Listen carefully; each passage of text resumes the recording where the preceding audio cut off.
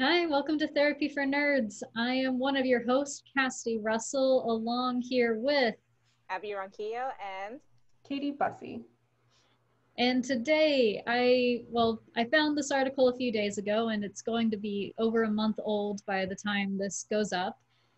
And I thought it would be really good for possibly a Valentine's Day episode, depending on how we're feeling.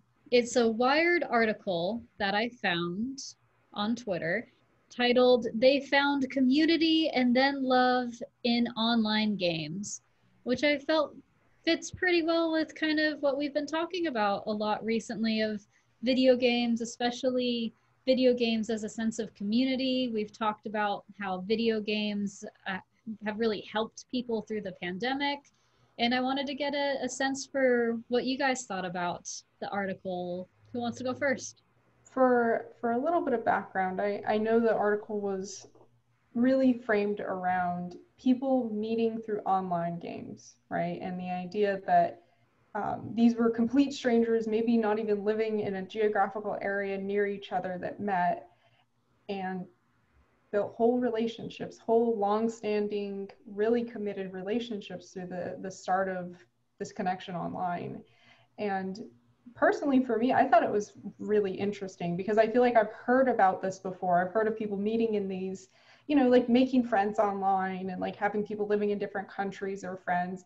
But I don't think I'd ever heard it like go to this level of fruition where they got married and started a whole family together, or whatever it may have been. And for me, I thought that was honestly really amazing to be able to build a connection through an avenue like that.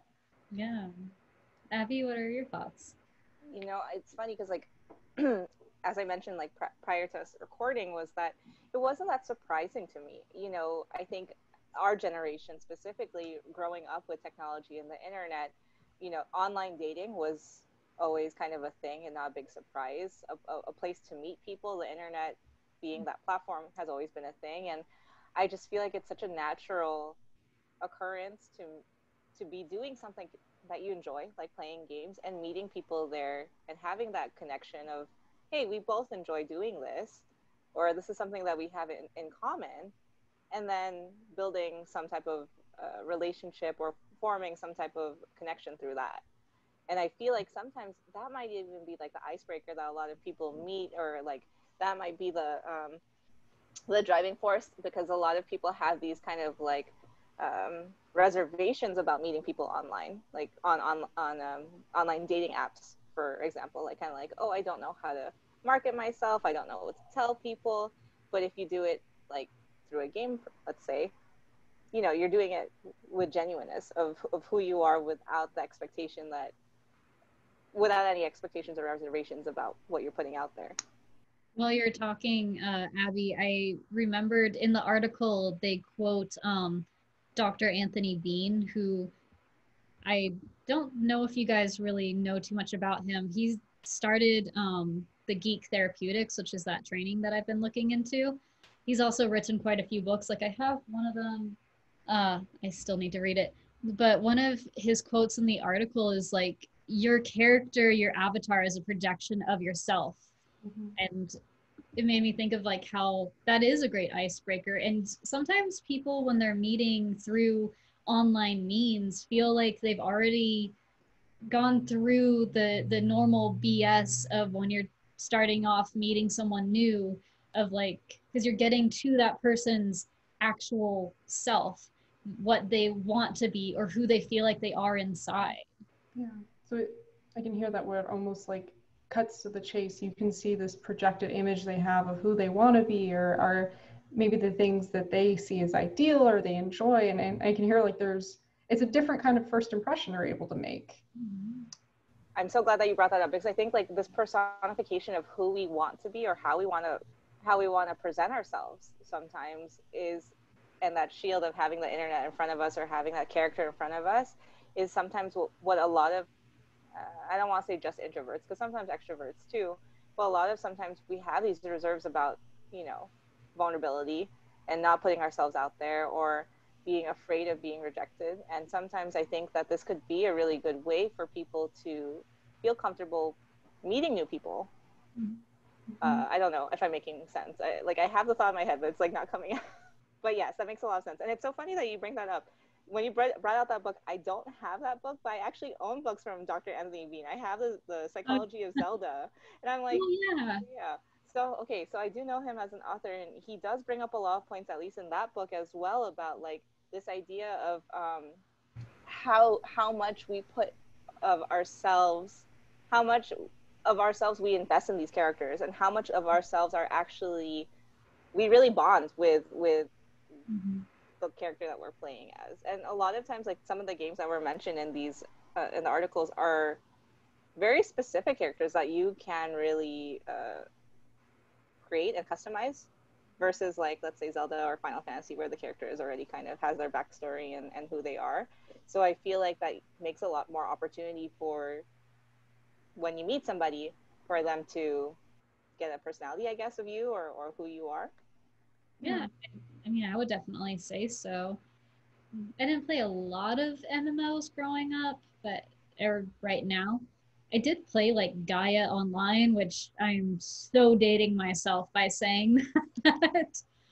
Um, but like I remember making like my ideal character and this throwing us back to the Pokemon episode. It was very fire themed.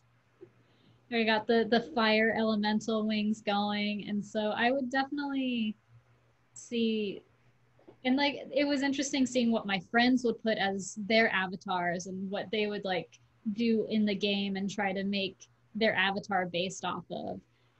It's very telling like what the items that they go for, the skins that they try, even if they try going as a different gender or maybe more a drawn bleh, I can't talk today either. But it's very games like that are can be so freeing because you get to really play around with who you can possibly be and you're not just stuck with who you are in the eyes of the people around you. Yeah, and I think you really can get a different sense of what a person's like through that because do they pick a character that looks a lot like themselves? Do they try to customize it so that it represents them? Do they try to make the character as like ugly and weird looking as they can, like distort the features and have it look nothing like a person? Or are they going for the big character, the scary looking character? Like I think you can really hear a lot about a person's intentions and kind of underlying beliefs about things without them really saying anything. And I think it really harkens back to the idea of we size people up when we meet them. Like we have our first impressions, we have our initial judgments, we have all these things, this information we're taking in. And this is a new avenue through which that can be given. And we can represent ourselves in a way that maybe we physically couldn't do in the real world. Well, when you said like they try to make themselves as look the least amount of human as they can, my mind went to like someone that have internalized messages of thinking of themselves as like a monster or something like that, and so they go out of their way to make a character that they feel like fits and represents their inner selves. And how freeing can it be to be that quote unquote monster but still be able to, I don't know, save a town or destroy a town. I don't know what you do in these MMOs. Yeah, but that could be true. What have they internalized? Like, what have they taken in? How do they represent themselves? Do they want to be the person who you would assume was the bad guy who saves the day? Or, and I know that like character customization extends well past MMOs. Like, there's a lot of, pretty mainstream console games that offer a lot of customization options. And I almost see it as a way of connecting with people too, because I find a lot of times if I see someone and their character's like pretty silly looking, like I could be drawn to that because I'm like, oh, they look like they're someone who takes things not too seriously, like they're maybe a little lighthearted, and that's like my initial reaction. And someone else might see it and be like, they're not taking this seriously enough, and kind of push away from that person too. Yeah. And it's so interesting too because when I was reading the article, at least for them to describe their characters and like like the connection that they made with these people, initially it's kind of like, wow, whatever they saw in that person or that character or what came first, right? Like them meeting them on the headset or like coming into connection with them, like what they typed. they saw something initially, that there was some type of spark. And like, I think that this is a conversation that happens a lot in like at least relationship psychology about, oh, how much of attraction is like sexual attraction or like physical attraction. And I think like this whole like a lot of social media at least, and a lot of like even with this concept of meeting people online, is how does that play into this, or like how much of this is physical attraction considering that you don't see the person. True, I mean you see them, but in a different form. Yeah.